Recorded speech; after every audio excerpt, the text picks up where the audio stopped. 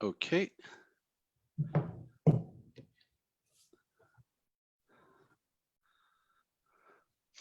Okay, great. Good evening, everyone, and thank you very much for joining me. And I'm here today with Paul Morrison, Director of Enforcement Bylaw Services at the City of Brampton. My name is Martin Medeiros. I'm Regional Councillor for Wards 3 and 4, and the lead on City of Brampton's Reopening and Recovery Working Group. So basically, just before we move on, and thank you so much, Paul, for joining us today. Just wanted to give everyone just an update on some of the planning that we've done so far at the City of Brampton. So we've done consulting. We've consulted with numerous stakeholder groups, seniors groups, sports groups, getting their feedback on in terms of what they would like to see, how would they feel, I guess, more safe in terms of how we open up. In terms of, we're keeping a close eye on health trends and a number of COVID-19 cases reported by local health experts, and we're continuing to follow the guidance of Dr. Lawrence Lowe from the Region Appeal. We're learning, we're focused on necessary safety measures, and we have some experience from some of the locations that we've opened up regarding tennis and our golf courses and our transit operations. And on June 11th, based on the provincial announcement, we will reopen parks and we will have important public safety messaging on site. Our staff is also working on detailed enhanced safety measures and is required for every area of our operations when we're ready to open. So now let's move on. Thank you again, Paul. And so Paul, can you first maybe a little bit about yourself, your role at the City of Brampton, how long you've been at the City of Brampton, a little bit more about yourself. Thank you, Councillor, for having me on tonight. I come from a policing background. I was a police superintendent in Hamilton. Came to the City of Brampton 4 years ago to become Director of Bylaw and Enforcement. A change of career, but certainly something I was enthusiastic about. And I've been here, like I say, 4 years. And over the 4 years, we've really seen a change in the way bylaw approaches our tasks. So I'm happy to help there. No, that's excellent. So this has been a difficult period, Paul, and I'm sure a lot of my colleagues, a lot of councillors, we talk about a lot of the calls that we get from residents who they've noticed, for example, people not respecting social distancing. We've seen things on social media of maybe youth hanging around plazas. We know that our mayor has been in his press conferences. He's talked about, for example, the role of bylaw officers and giving out tickets. Can you give us a little bit of background? Because it's not simply, we, call you folks and you get them out. Can you give us a little background in terms of the role, responsibility, how many people we have at one time? Give people an insight about your job and some of the pressures that come with it. Oh, sure, absolutely. When COVID first came along, we were like everybody else. We were unsure of how the province was going to react, how Canada was going to react, and how our mayor was going to react for our community.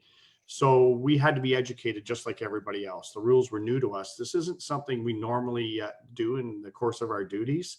We normally do property standards work, licensing and inspection work, and we do municipal bylaw enforcement. So this was totally new to us. We have a division of approximately 100 people. Of that 100 people, we have 20 property standards officers. We have roughly 45 municipal law enforcement officers. We have licensing officers on the other side and clerks. So although we have 100 people, it sounds like a lot. When you spread it out and we provide a 24-hour, 7-day-a-week service, we manage to make caseloads and get our work done. So our officers, go ahead, Councillor. Yeah, no, go please. Our officers we're, as I say, work in 3 different areas. And normally our property standards officers do home inspections, the state of repair of properties, etc. But when COVID came along, we had to change the way we did business.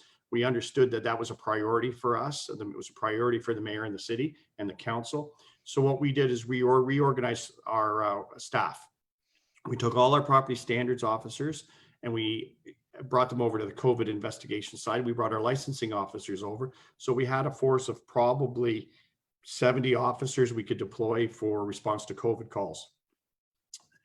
doing that, we had to respect collective agreements and bargaining. So some of our officers under their agreements could only work Monday to Friday, where some could work the weekends and shifts. So we had to work around those work cycles.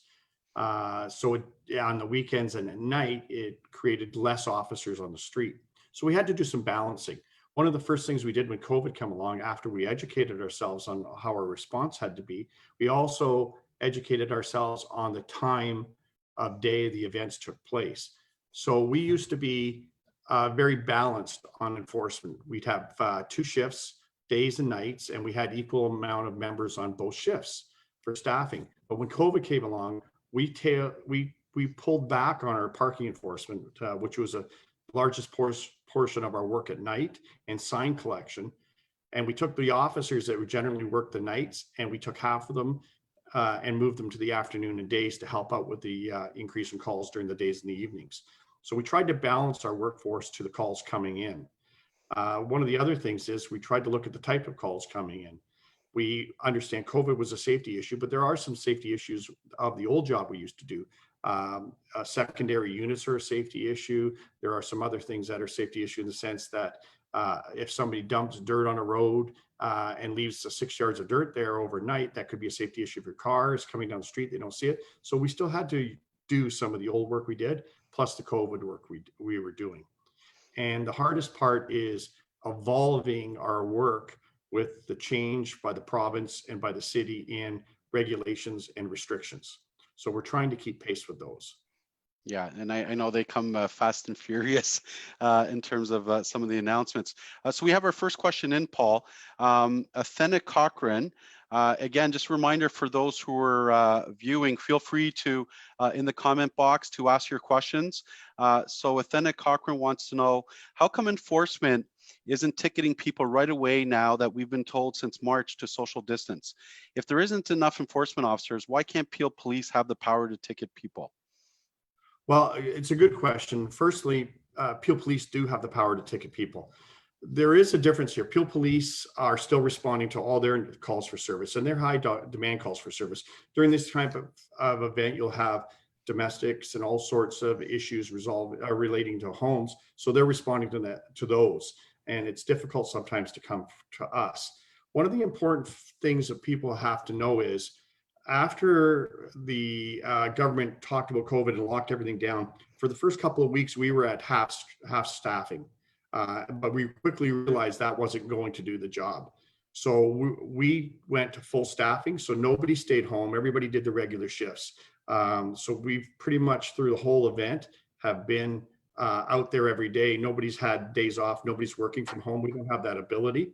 The police agencies, most of the police agencies, and I could say including Peel, went to a reduced staffing model. So their ability to help us is lessened. That staffing model changes, I believe, later in June, so they'll be able to help us some more. But they've been really great partners. The staff they have on have come to help us to issue the tickets, have to disperse social distancing crowds.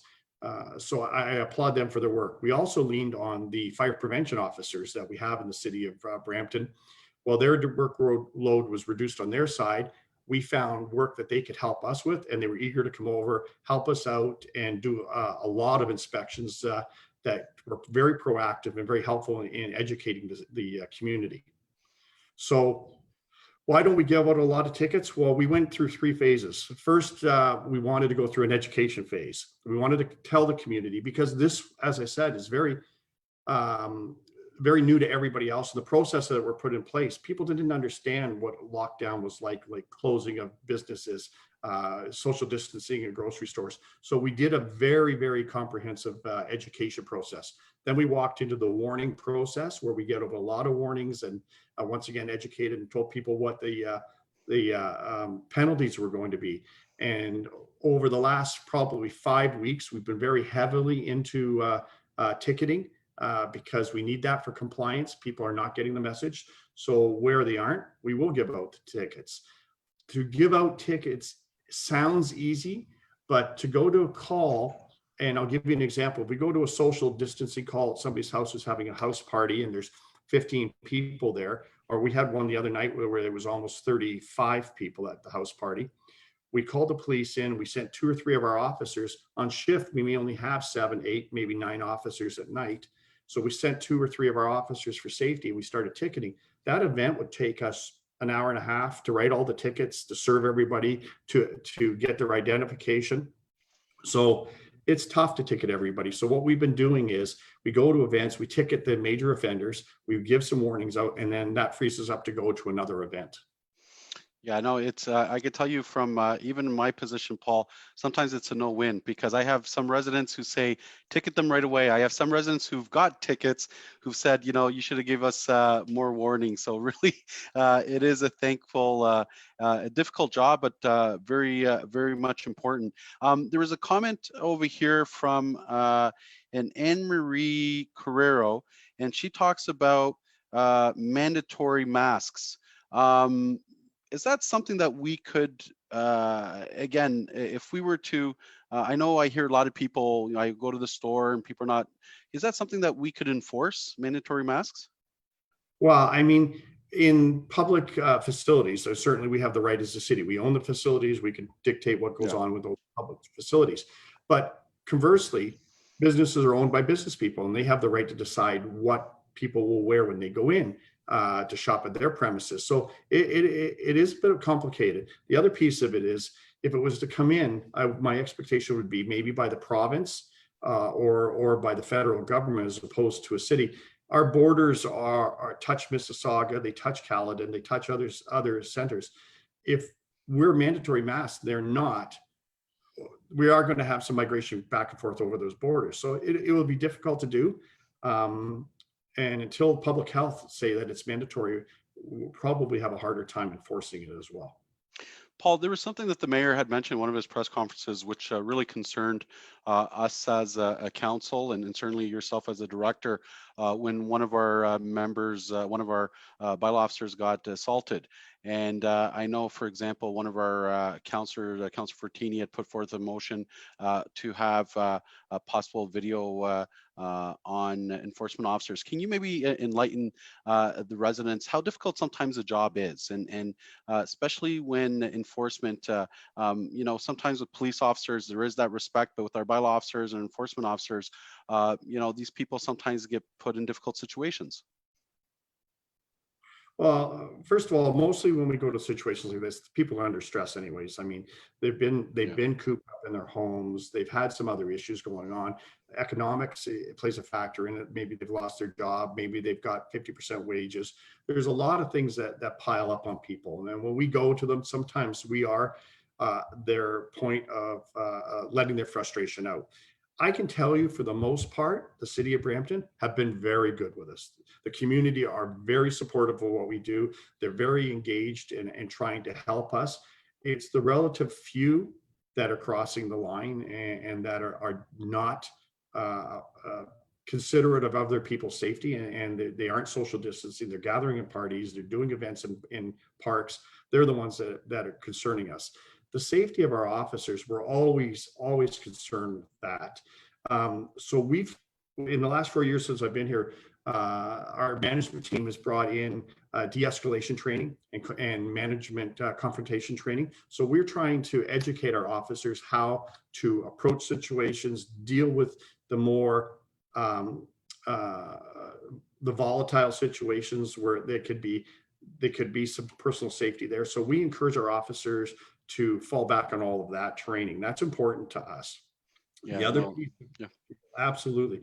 The other piece of it is as important as our work is, we have the ability to disengage, unlike the police. The police lots of times will go to incidents where they have to stay there. They have to diffuse the situation. To diffuse for us is simply sometimes walking away, or most times walking away, getting in our car, and we can come back another day and deal with the situation. So we do a lot of that. We like the behavior education for our officers, how to deal with the community, how to understand our community. We're very focused on that for training. So we have a question here from Arshdeep Sahi. Hi, Martin. I was wondering if we'd be allowed to use the barbecues in the parks or not. And certainly at this time we're not. But Paul, maybe you can talk about just related, because I know there was a recent provincial announcement. I know there's a press conference by our mayor tomorrow.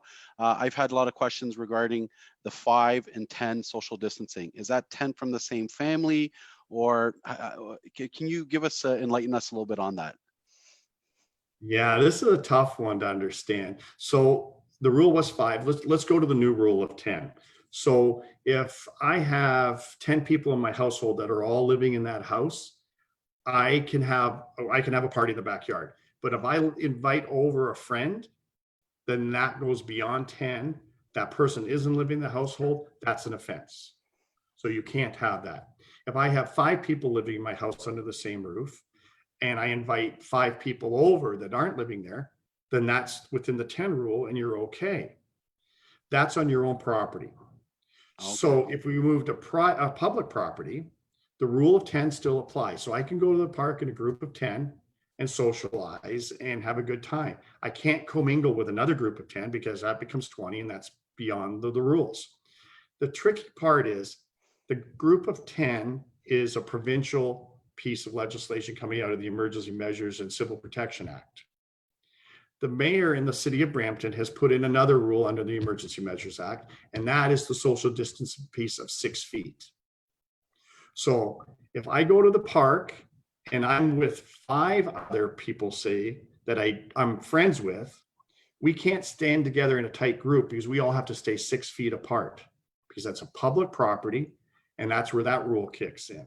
So even though 10 people can get together, you still have to maintain, if you're not living in the same house, if it's not the same people from the same house, you have to keep the 6 feet social distancing still. So it doesn't, Wow. it's going to be tough.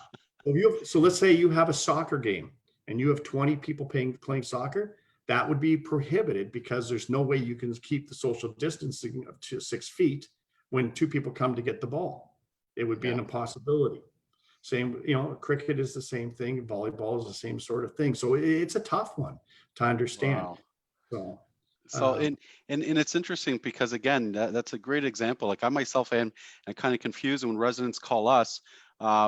So in terms of the messaging communication, it's so important, and why we have a great communication team at the city of Brampton, and why it's so important that the press conferences the mayor does, because to get the message out, and you talked about education, where it's just as valuable as giving a ticket, because unfortunately some of these residents and I myself, you get confused on what can you do or can't you do, and it's difficult. Well, the new ministry rules came out today and yesterday, and our management team had a meeting, and we're trying to decipher what the rules are, how they impact our people. Then we have to train our own staff on those rules, and then we go out and educate the community. It's tough. But one of the other key pieces here that people are forgetting is the provincial rules are for the whole province. Our mayor has put additional rules in place for the safety of our community. Not every community has put the same additional rules into play. So other communities like Toronto will have 6 feet, but there are other communities that don't have the 6-foot rule. So it's important for our people to listen to our mayor and our councillors to get a proper understanding of what happens in our community. No, that's an excellent point, Paul. I have a question from Maureen Johnston. I constantly hear that people report large groups who are grouping together or parties being held, but when they call 311, no one comes, so they have given up reporting. Is there any point to people calling 311? So that goes a little bit to maybe giving residents an understanding of the whole process from when someone sees people not respecting social distancing and makes the call. Yeah, and I feel bad for people who call 911. We encourage you to call. We continue to encourage you to call. We will always want you to call. The problem being is we only have so many resources on the street, and the mayor's given us 10 additional bodies. We're applying that to our streets staffing. The problem lies in, once again, is calls aren't 5 minutes. When we go to a call, we have some travel time. Lots of times it's 10 minutes, 15 minutes to get to a call because we're crossing the city. When we get there, we got to deal with people. And sometimes that'll take 5 minutes, but sometimes it'll take an hour if we're issuing tickets. So our resources can only go so far. I see when people call and say, you missed the party by 2 hours. And I'm sorry. And we try to prioritize the most serious offenses first, and then try to get to everything else after. And we do our best to get to those calls for service. I can tell you, over the last couple of, since April 1st, we've had 3,448 complaint calls that we've attended. Wow. 3,448 that we've attended. On top of that, we have some proactive activities we try to do. So I can tell you, for inspections of businesses, public locations, private residents, parks, etc., we've done 35,553 of those. So we still have to go and do that work. And then warnings, totally since the beginning of April, we've given out 1,247 warnings. In charges since the beginning of April, we've probably given out just short of 500 charges. Those numbers were a little different 3 weeks ago. We had given out probably 4 warnings for every charge. In the last 2 to 3 weeks, we've knocked that down to 3 warnings for every charge. And we're looking to probably knock that down a little bit more, probably 2 warnings for every charge if people still don't comply. Oh, wow. So it's tough to get sometimes. Yeah, no, certainly. But it's important that people continue to call 311 and keep reporting it. It's important for us also, because then you start building up stats in terms of certain areas where we're getting majority of the calls. And I think that helps your folks as well. Well, absolutely. But one of the other things I want to talk about is the fact that, yes, we go to calls for service. And yes, we have a great staffing model. One thing I'm very proud of is our people's ability to make sure that they wear the proper protective equipment, they do the hand washing, etc. We have 0 people off because of COVID in our division. Out of 100 people, we have nobody off, which is astounding. Fantastic. And people have to remember, we're coming to work, we're leaving our families who really have a need for us to be around, and we're coming and doing this job. We're interacting with people in close contact. One of the few jobs, bus drivers in the city of Brampton come in contact with people, fire to a degree come in contact with people, but our people are expected to go face to face with people. They're expected to go into businesses. They're expected to go into large retailers and residential homes to inspect. So our people are exposing themselves every day to the possibility of becoming sick, and our people are coming to work every day. Oh, that's a great testament to the shop you run, and certainly the city of Brampton, from our leadership to our CEO, our mayor, and everyone involved. Jasmine Sahi says, is the city able to control the plaza parties that go on? So I know we've seen a lot in social media, and I know in my area at Steeles and McLaughlin, at Chinguacousy and Chinguacousy and Steeles as well. And we've seen on social media, I've had calls. Can you speak to us about how difficult it is understanding, notwithstanding the calls that we deal with, the plaza parties? Is that something, have we noticed? You know what, this is one of the big cooperative pieces between Peel Regional Police and ourselves. They have certainly dedicated resources to doing the plazas because they have an ability to stop cars under the Highway Traffic Act. They have an ability to make arrests. They have an ability to issue different tickets than we can. Our ability is to go up and engage people, ask for their ID, and issue tickets under the Emergency Measures Act for both the province and the city. We have a coordinated response to that, and we have been very successful. We've given out a lot of tickets.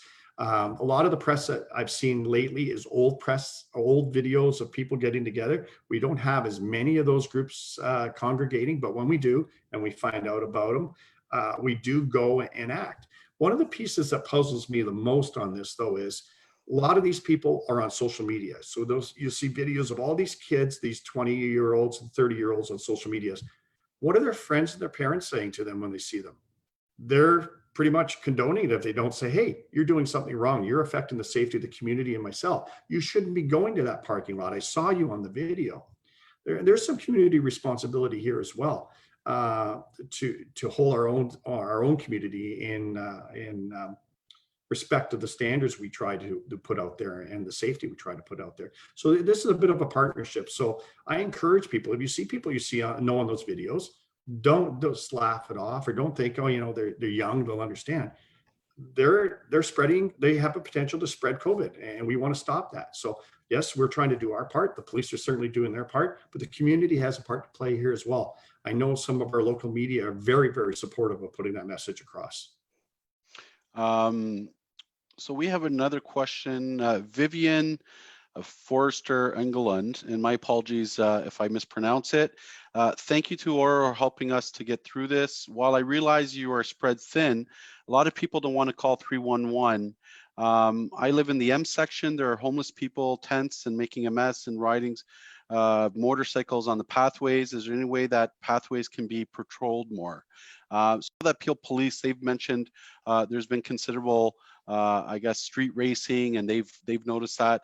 But specifically, I think this resident is speaking to the different pathways in her neighborhood in the M section in terms of is there any way that we can patrol it better? I know Jason Keddy has been tasked with the responsibility. The security director has been tasked with the responsibility of looking after the parks and the different facilities. So he has made a great effort to get his people out there. He has hired additional people. He really is a proactive guy who goes out there and tries to mitigate those problems. The mayor has been receiving some of those complaints lately, and we're trying to support him as best we can. We will be going into the parks to help to do some of the charging. JP Maurice, who is the manager of the enforcement piece, the bylaw piece of our division, he's also engaging Peel Police, and where they can, they will help us as well. We're starting to see that. It wasn't a problem so much weeks and a month ago, but now that the good weather here, it is becoming more of a problem. So we are trying to find ways to be present in those areas and try to lessen the problems. Okay. I just want to acknowledge a question by Susie Godfrey, who's Executive Director for the BIA. I happen to sit on the BIA. Her question specifically is around what is the city planning doing regarding helping restaurants and their patio extension program for consideration. So Susie, some of those questions will be addressed. I know at council, there has been talk of a motion coming forward. I know that my colleagues are discussing it, and based on the provincial announcement. So I will get back to you on that. I'm not sure this is just the right form. And in terms of assisting businesses with licensing requirements at the city level, and certainly, Susie, I'll follow up with you. We have a question from Anrit Sahi again. What about people who are littering gloves and masks? So that's been a huge issue. If our bylaw officers see people do that, do we issue tickets, or is that something that's just very difficult to enforce? Well, you know what? We recognize that this is becoming a problem. One of the nice things we did is last year we introduced a nuisance bylaw. Within the nuisance bylaw, there's a littering piece that people don't realize. The littering piece allows us to give an automatic ticket of $500 for littering, but it also gives us an opportunity to take a person to court for an increased fine. So we're absolutely looking for those. Unfortunately for us, lots of times these offenses are where we have to find people committing. So if they drop a glove, we see that, we can give them the ticket. But sometimes if they drop a glove and it's reported to us and we have to investigate, we wouldn't be able to give a ticket because just the way it's the judicial system is set up. So it is a little bit difficult, but we have been looking at that.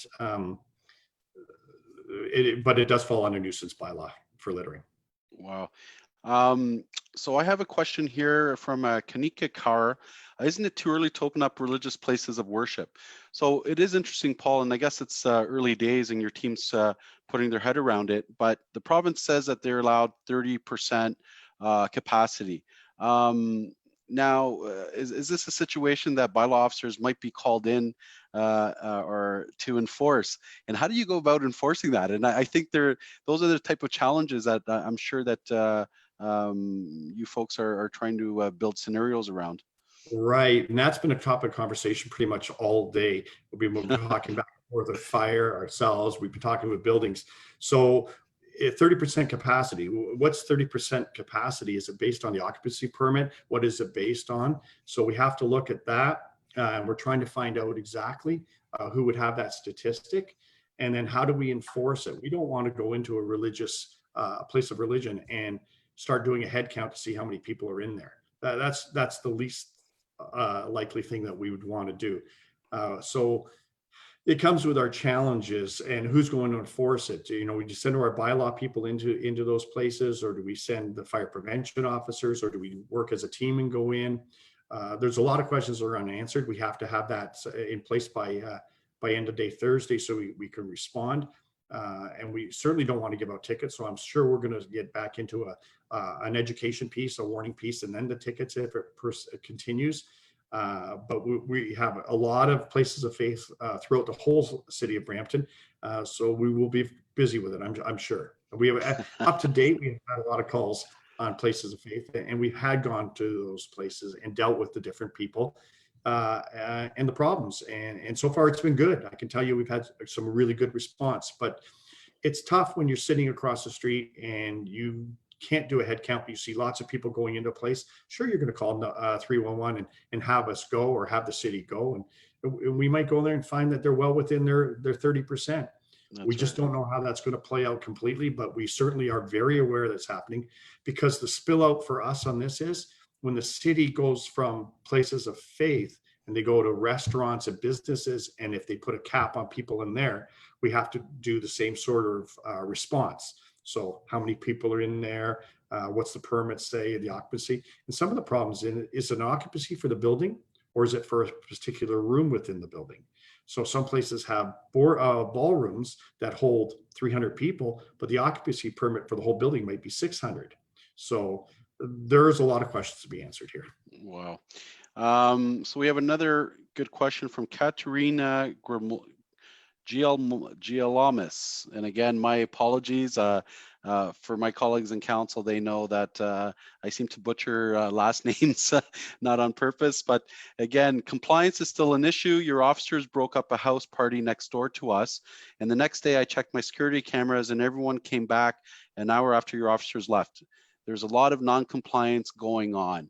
So I hear those frustrations that, and I'm sure you hear that all the time, that our bylaw officers are out there, they break up the party, and then after an hour later, bang, everyone's back out of the woods and party goes on. You know, how often do you go back once we issued a warning or once we issued a ticket? I guess we can't keep going back unless we get calls. No, if we get the calls, we go back. If we've given a warning, we already have that on file, so we'll see it. We'll probably most likely charge after the warning, or if it's just plain flaunting the law. We've been to birthday parties where there's been 15, 20 people in the yard, and they know the rules, but they said it's a birthday. Well, the rules are you aren't supposed to have 15, 20 people in the yard. So sometimes we'll give tickets, and not always will we give tickets to everyone there. We certainly respect minors.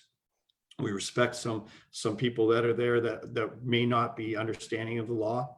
So sometimes we'll give out 3 or 4 tickets. I can tell you the lowest amount of calls we had on any one day was April 21st. We had 14 complaints, but the highest and the daily average is roughly 48 and a half calls to service a day that we go to. Wow, that's amazing. And these are, again, one thing I want to stress, and you've stressed it, it's not just simply showing up and reporting what's happening and issuing a ticket. It's the investigation, it's talking to people, it's because all that stuff has to be documented. So absolutely. Yeah.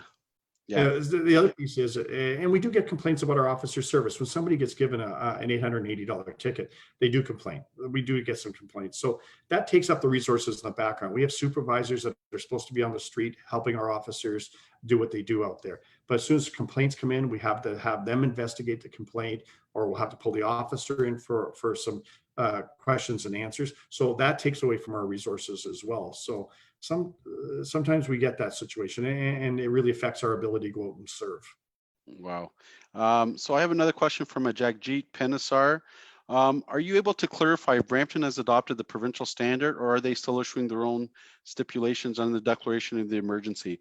And I think, Paul, you answered that. You talked about the province has their announcements, but then after it's up to the mayor under this state of emergency, and certainly in conjunction with our CAO and in consultation with council, to go beyond what the province sort of provides those guidelines or provincial orders. Absolutely. If you watch the mayor's emergency briefings on Wednesday mornings, you'll see he leans heavily on the public health system and Dr. Lowe for a lot of his decision making. He leans towards the chief of police for Peel Region for some of his decision making. He's very concerned about what's good for the community. So yeah, absolutely. He looks towards those information to see what we're going to do in the community, because even the province has shown you there is a difference. So when there is the GTA area that's being treated different than the other areas within the province. So our mayor has to be very focused, laser focused on what's good for the city of Brampton. And he is, he's very much that. That's why the rules for us will be a little different, will always be a little different. Thank you, Paul. So I actually have a question from one of our colleagues, Councillor Rowena Santos, who says, Paul, you're awesome.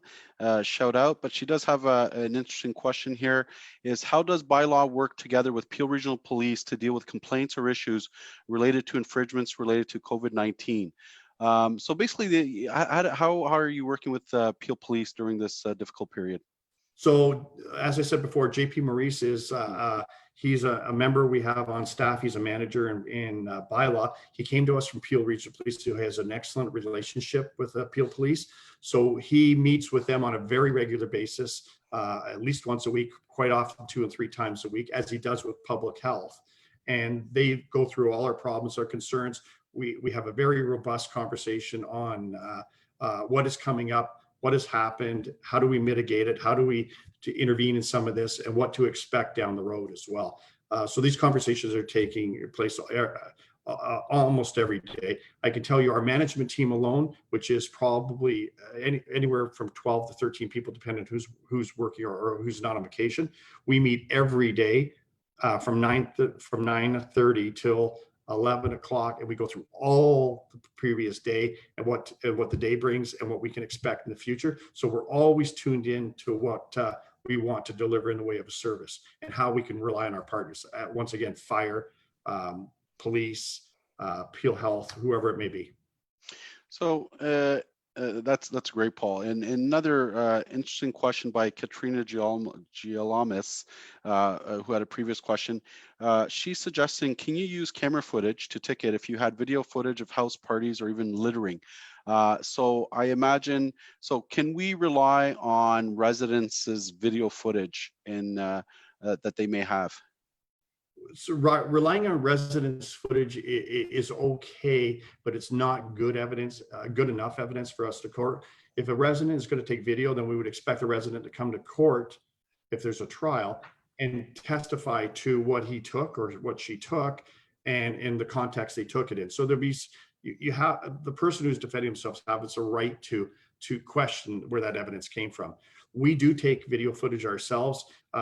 Last year, council made a great decision and put us at the head of the curve for IT. So all our officers have state-of-the-art phones with great cameras. So we take a lot of video, a lot of photos, and we use it as documentary evidence when we go to court because we can testify that we took the photo. It's actual. This is what we saw. This is what we saw. So it's really good for us.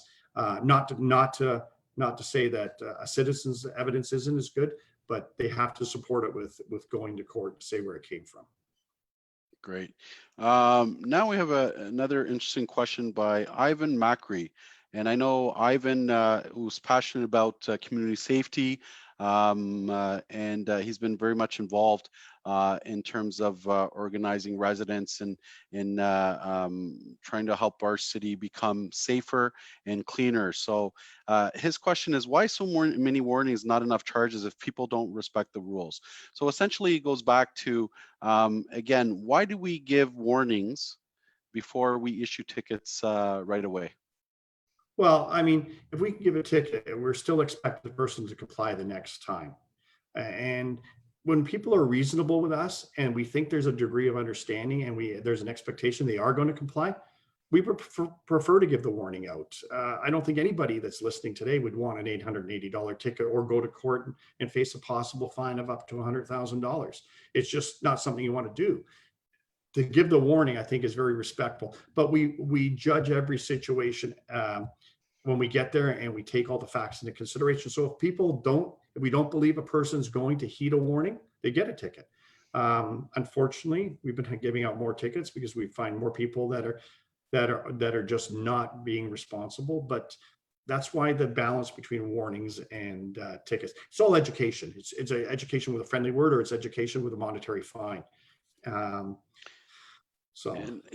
I think from council's perspective, and again, I don't want to speak on behalf of my colleagues, but certainly in my mind, I think we want to give the resident the opportunity to comply, and we want to give everyone the opportunity to comply by the rules. And I think that's always been the spirit around enforcement. We're not there with a heavy hand, and we're trying to educate people. It's a difficult period right now, and certainly if people don't comply, then that's where we go. But I think in general, we've been, as a city, very reasonable in terms of how we approach the issue. So I do appreciate that. So I have a question from a Pat McGrail, and she is asking about the situation at Amazon. If we know, so it's been reported, in the media that Amazon did not inform its employees that an employee at the Brampton warehouse tested positive for COVID-19. This is certainly a safety issue. Now, is this something that we can enforce? Yeah, I've heard people, and I know there's a lot of essential workers. I spoke to a lot of essential workers who, claim that their places of work don't have all the safety measures in place, and I know how difficult the situation that is. And Dr. Lowe did talk about what the region can do by reporting it to public health. Is there anything that we can do as a municipality? Yeah, it's interesting. So when you look at a case like Amazon, that would be probably out of our scope in the sense that that's a place of employment. And the two agencies that would be most responsible for that would be public health, the regional public health unit, and the Ministry of Labor, because the province has dictated what conditions will go on within those workplaces. We do get involved in some of the larger stores. I could tell you, we dealt with one of the wholesale chains that wasn't social distancing. We were able to get involved with that, and we laid the court citation. So they'll be going to court to explain that piece. I know public health has done the same. So it depends on what the business is and what our ability to intervene is. In the case of an Amazon, that would certainly be public health and Ministry of Labor. We have a comment here from a Matthew Verbeem, and I guess he's frustrated because he sees sometimes 15 people on his driveway, parents and children hanging out. He's called 311 multiple times and nothing's getting done. So I imagine maybe, Paul, sometimes when people make calls of a situation, our bylaw officers do go investigate it, but when they arrive there, everything's dispersed. And I know that happens a lot. Maybe you want to comment on that. No, our officers are eager to go. As I said once before, we do go rather late to the party sometimes, so to speak, and it's really only because our officers are usually attending other calls for service.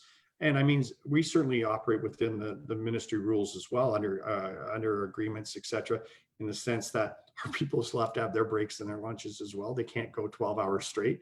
So we have to adjust our staffing. So sometimes we're at a lower level of staffing at a particular time. So it does affect our ability to get somewhere, certainly. And I can tell you, we always try to forecast the busy days. I mean, we've called people in on overtime on some of the ones that we predicted would be busy, and it was. And we're going to be doing that in the future to try to put more resources on the street. We have great support by our CAO. We have great support by our mayor and council. So we're going to continue to do these efforts. No, thank you, Paul. Another question from Sandra Lynn. Thank you for hosting this informative session. I'm wondering who is responsible for ensuring COVID compliance for businesses. She mentions the name of a business at Heart Lake Road in Bouvard. There's very little social distancing. There are very few masks being worn. This is just one example. This is a problem across the city. And I can tell you, I myself, I've been just recently, went to go grocery shopping, went actually to a paint store, and you do see people not respecting social distancing, and you do see people not wearing masks, and we talked about that. But maybe you can talk about how do we enforce compliance from businesses? So that's a good one. So this is a little different than the parties on the driveways where people go and they disappear by the time we get there. So if you call in 311 and you give a social distancing problem at one of the supermarkets or stores, et cetera, the paint store, as you give an example, if we don't get there when the social distancing problem is taking place, we still go, because those will stay on file. We have an ability to go and educate the store owners after the fact, and we put that on file. So if we get another call, then another day for social distancing, we've been and educated the store owner, we can go back and then we can try to determine if there is a violation at the time we get there. If there isn't, and we're at a loss for it, lots of times we'll go back proactively and we'll wait. So what people don't realize is sometimes when we're sitting around, we're sitting and watching some of the businesses that have been habitual violators, and we'll wait for them to breach the social distancing. And it's the only way we can do it. And then at that point, we go back to charges. So that's when we get the evidence. Our officer sees firsthand the violation, and we will go act. Okay, thank you, Paul. My apologies for looking down. I am getting questions here. Councillor Palushi says that we're both doing a fantastic job. Can you comment on the potential of increasing the presence of bylaw in some of the hotspots? Great question by Councillor Palushi. So there has been sort of talk about hotspots, and I guess the region produced that map in terms of postal codes. Do we have a plan to have more presence? And we know tomorrow, for example, there's a pop-up testing center happening at Gore Meadows. So any sort of, are we deploying our bylaw officers accordingly? One of the things we did right in the beginning before all this started is we understood that there was going to be a need for correlation of data.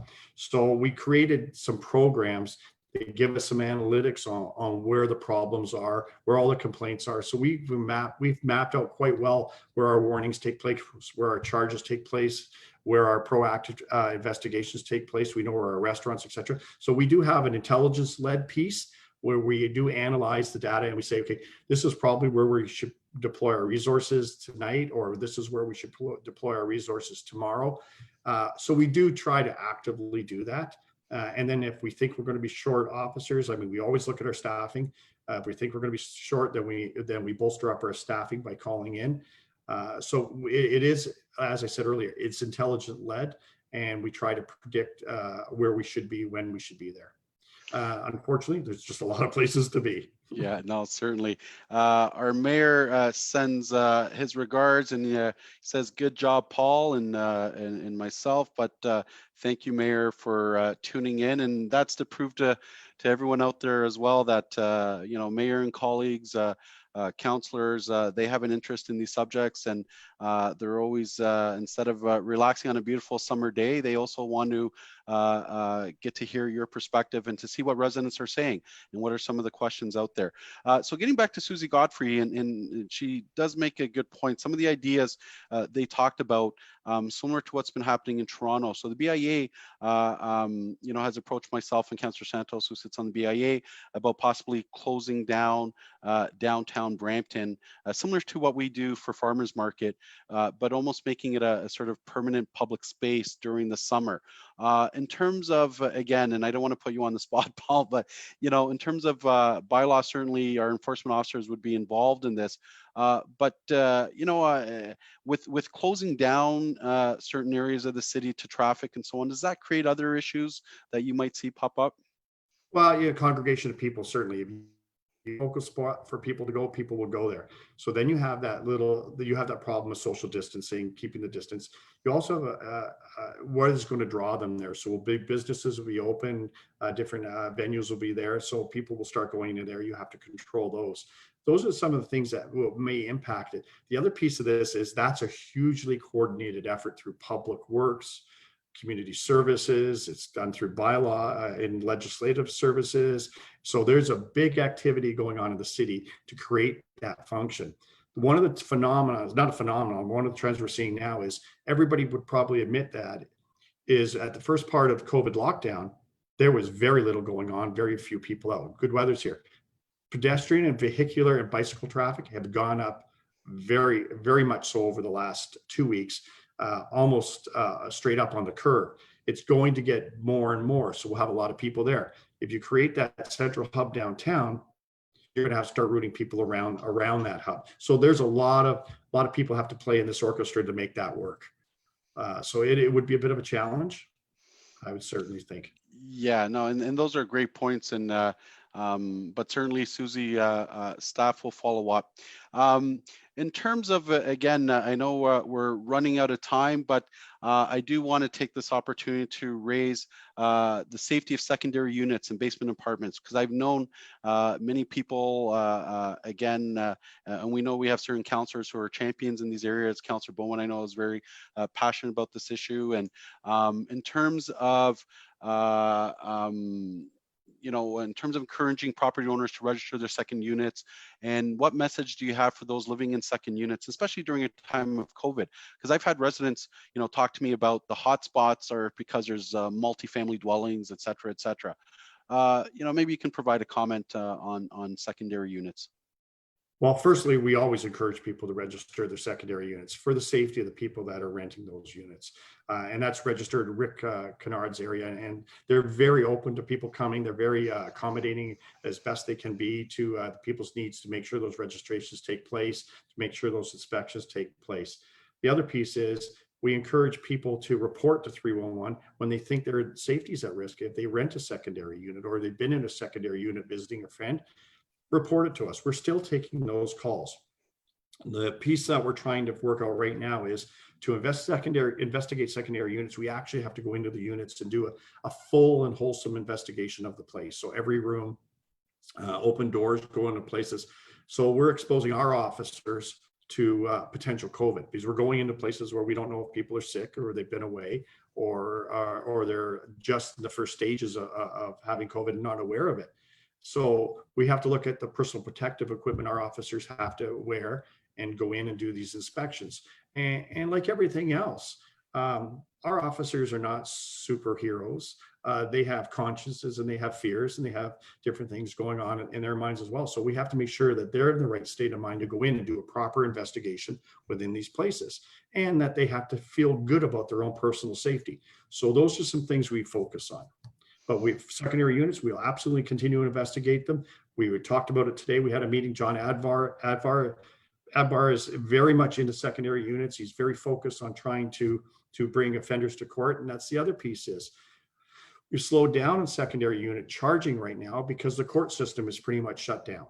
So if we charge somebody, we want to make sure that they come to court in a expeditious time and they get the court process their due.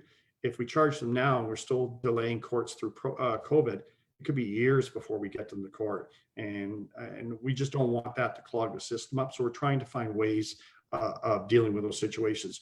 We're moving to a non-parking administrative penalty section where we might be able to hand out fines for some of the offenses that are involving in properties of disrepair, et cetera. So we're trying to streamline some of those situations. But yes, absolutely. We're still interested in secondary unit apartments. We still get lots of complaints, and we're still making sure that our officers are prepared to investigate those. Excellent. Thank you, Paul. Now a real good question by Pat McGrail. Does the city publish a list of charges levied against businesses for failing to comply with COVID-19 safety restrictions that the public can access? If businesses are not required to inform the public, and I can't see the rest of the question, but essentially that's an interesting angle. Why couldn't we publish a list of those businesses who are, not following COVID-19 safety restrictions? Well, the publishing of offenders' names has always been something in the media, and it's mostly only done when there's a significant safety risk. So, and those businesses are entitled to their day in court before they get prosecuted. So if we went ahead and did an investigation and we charged somebody, we took them to court for running their business in violation of COVID, the community could turn on that business wrongfully if we didn't do our job right and the person is not found guilty in court. And they could ruin that business. They could ruin people's livelihoods. They could ruin people and drive them to doing things we don't want them to do. So for very, very many reasons, we would prefer not to identify businesses and people unless there's a significant safety risk. Oh, that's an excellent one. I have another interesting question from Susie Godfrey. She's been very active tonight, so shout out. In terms of downtown businesses about cyclists on the sidewalks, which pose a significant safety concern, and how can we better enforce this? So this is interesting because we are promoting more active transportation, and I know some councillors have been a champion on that, and I know this council is all supporting different more people doing active transportation. But for the store owners, especially now when they're going to have to use curbside pickups and so on, is that something that we could enforce? You know what, we'll have to look at that. We'll talk to our police partners on that one. We'll deal with it from a bylaw perspective, but it really, as Susie brings out, a really good concern. So picture yourself as a more senior person coming out of a store with some parcels in your hand. You step on out of the storefront, which is onto a curb, and the bikes come so fast, they could seriously hurt you. So we have to look at this. This is something we have to be concerned with. You have to put bikes back on the road where they belong, and we have to make room for those bikes on the road. So there's a lot more dialogue that has to take place to that, but certainly we want them off the sidewalks. So I have another question. When will we be able to have celebration of life services for loved ones who passed during COVID? So I do know the province did make an announcement regarding funeral homes. Right. So, and they are lessening the restrictions on funeral homes, or allowing more people within the homes. I'm sure the province in the coming weeks will continue to lessen those restrictions. But unfortunately, this is just a way we have to be for now. We can celebrate life in many different ways, and we'll have to find those alternative ways until we're allowed to gather in bigger groups. Okay, and I have a question from Wes J. Jackson. Is Brampton bylaw not in charge of enforcing the dictates of the provincial emergency orders? No, we do enforce the provincial emergency orders. Most of the charges of the city, the police have charged a quantity of people under those orders, but the city of bylaw, that's where the majority of our charges come from, is the emergency measures and the Civil Protection Act, as opposed to the Emergency Act that the mayor has instituted. Okay, another question here from Brian Langlois. What is the reasoning for closing leashless parks at night? Will this not just lead to increased attendance during the day? I don't think this would be under your purview, but but there's always a safety aspect there, right? So you know what, people do cross through parks, whether the leashless parks or not. Pedestrians do use them as travel pieces. I'm not so sure I'd want a dog running loose in a park at night if I was walking through. So closing the parks at night is really for safety, because there's equipment in the park you could trip over, there's hazards, there's a lot of different reasons why people shouldn't be in there. They're not well lit as well for personal safety when you walk through. Yeah, no, certainly. Just as we wrap up, is there anything, Paul, that you'd like to convey to the residents in terms of what's important during this time period? And you talked about the 5 to 10, some of the communications and messaging. What are some sort of big takeaways that you'd like to leave here for our residents tonight in terms of keep reporting to 311, keep in contact, follow social distancing. If they want, for example, if they're unsure about some of these issues, where can they get that information, or how can they get that guidance? Well, 311 is quite informed as to what the policies and procedures are. Our corporate communications that are Jason Tamming and Suda and a few others are just excellent people as a resource. So lots of times when we get repetitive questions, we'll make sure we touch base with corporate comm, and we'll get the answer to the public. Like I said, 311 is good. They can call our division as well. They can email us. We'll answer back as best we can. So we try to respond to many of those points that brought to our attention. Now, in terms of protests, and I know as we got a couple minutes left, so there's been a lot of talk of peaceful assembly and association recognized by the people of Ontario and Brampton. Can you talk about if there's going to be, because I know there's been some announcements of possibly at some locations here in Brampton, what will be our role in how do we enforce social distancing? Well, certainly this is a policing matter, and the police, in conjunction with the city, do make some decisions on how they're going to what they're going to allow, how they're going to allow it, and how they're going to police it. We're there to support the police in these matters. We could issue some bylaw tickets, but discretion is best, and this is an education, and lots of processes are based on some very significant feelings and emotions, and certainly positions that people have in life. So we are going to take our lead from Peel Police. We'll take our lead from the mayor, and we'll respond to it. Very serious matters that we'll assist as best we can. Excellent.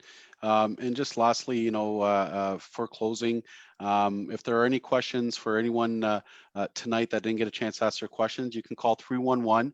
You can check the FAQs on our city's website, let's connect brampton.ca, or email us at COVID-19 reopen city at brampton.ca. And again, as always, for those, find out who your local councillors are. They're always great to get the information. We work together with staff, and we'll get you the answers that you need. Finally, Paul, thank you very much. Again, this is just another example by dealing, and we just talked about how much work that bylaw officers are doing, enforcement officers, and you, I guess, head of the group as director, you're taking time instead of resting with your family, you're with us again tonight, and I know you're going to be with us again tomorrow night on a teletown hall again, so you don't stop educating the residents of Brampton. So thank you very much. Thank you for having me on, Councillor. Okay, everyone have a good night, and thank you, and hope everyone respects social distancing and keep safe, and as I think Dr. Lowe would say, do your part, stay apart. Thank you.